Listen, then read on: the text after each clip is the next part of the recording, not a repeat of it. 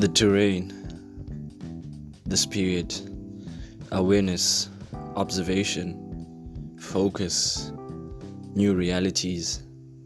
Adapting to the terrain is important and necessary.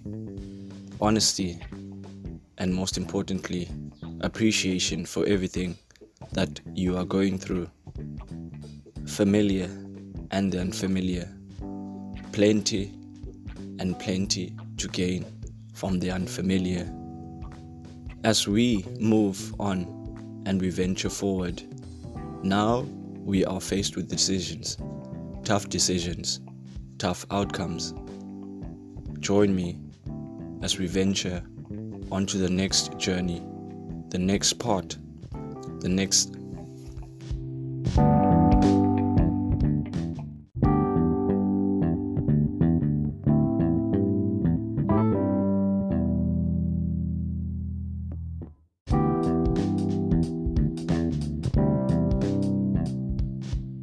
Taking the bull by the horns was the next necessary step. A change of attitude as well as approach was a key factor in my mental shift. I had spent a majority of my teenage years going through difficulties, suppressing lots of emotions which were important to my development. This had denied me lots of valuable experiences because of the mental state I found myself in. The first objective was to observe my social circle. My introduction to self-care brought self-awareness about this factor. This is when I got introduced to the idea of who you spend most of your time with is whom you will become. Maturation required that I challenged many of the beliefs I had at the time, especially about the importance of your inner circle. I had always seen it as ways not to cause conflict, so I had left it to chance. In the early stages of self-development, I had started consuming content that had discussed the value of that you are an average of the 5 people you spend most of your time with. That idea enabled me to have a careful inspection of my social circle. As I matured, so did I start challenging my beliefs of friendship and companionship. The older we got, the more interesting things became. Being friends with the same people I grew up with, I had been mindful of the growth and the attention I paid to those around me. This journey of self-improvement that I was on opened me up to new realities and enabled me to take the next step. The next task at hand was to inspect my social circle. Things were bound to change the older we got. That was a deciding factor in our separating. I felt like I was the only one who demanded more of himself. I wasn't settling for anything less. Since I wasn't gonna settle for nothing less than what would have demanded the ultimate best of myself, I decided to cut ties with my friends. I had always felt like I was the only person who wanted change, and the next step of the path that I would take would require me to go at it alone. Detecting who was for and against my growth was quite easy. Many of my friends had rejected the idea of change. With each one's interest and mindset defined, the next step was clear as daylight. I had always desired being around company that allowed my capabilities to flourish and to be challenged too. I admire having a growth mindset instilled in the group. I was well aware that we were all facing struggles, but regardless, we had to be there for one another and persevere through these difficulties. Returning to thyself and learning to be your own best friend was the next step forward. Follow my intuition. New concepts that were key parts in the personal journey that I took. You learn a lot when you're on your own. Give yourself plenty of time to reflect on what you've learned and find means to strengthen and enrich yourself. Now I was seeing my experiences and challenges as means to develop as an adult. From there onwards, I started being clear on what I was going through the journey. This was all about returning to the inner child in me where everything was approached with possibility and enthusiasm. You change your thinking, you change your life.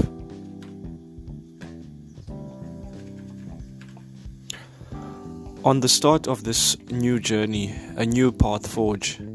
Once the path had been declared, then directing my energy and attention towards a different result was next.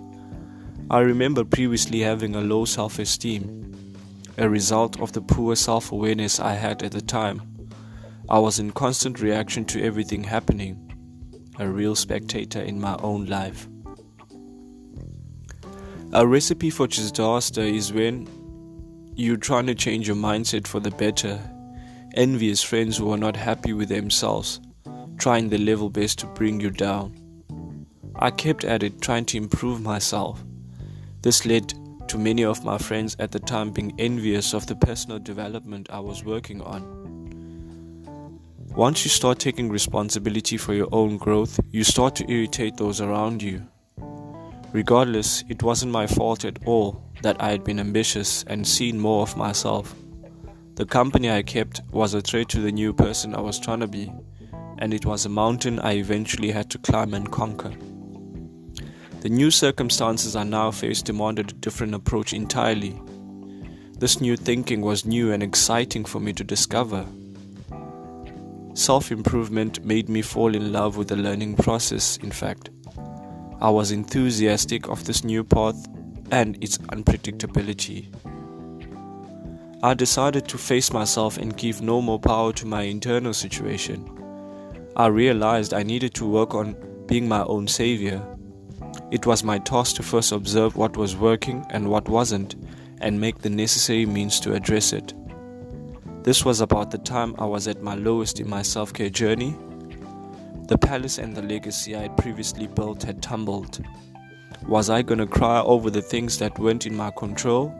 Or was I going to rectify the wrongs by starting afresh for myself? I had to rest with the idea that I didn't have things figured out. Things were meant to fall apart to be put together again, but this time with better connections.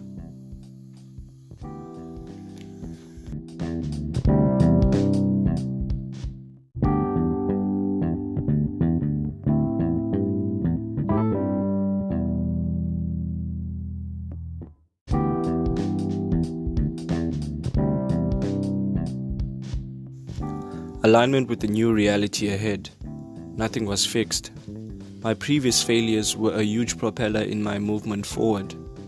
That was foundation to facilitate better decision making for future purposes, and also as means to use these experiences to learn more about myself and to facilitate a better self through them.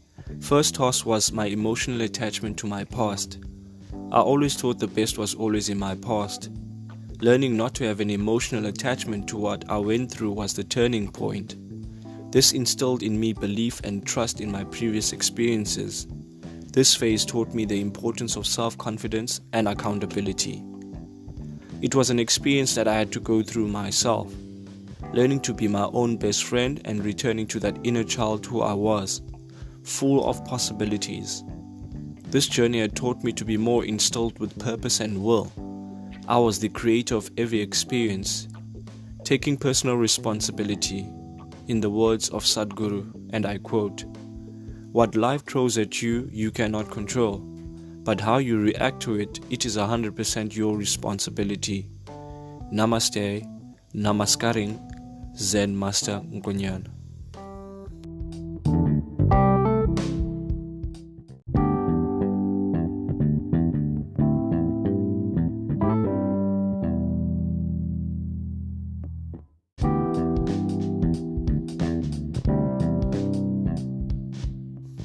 Many thanks for tuning in for this episode to learn and reflect with me. Your feedback will be highly appreciated, and reviews too on all the podcast platforms you are listening on. Until next time, Namaste.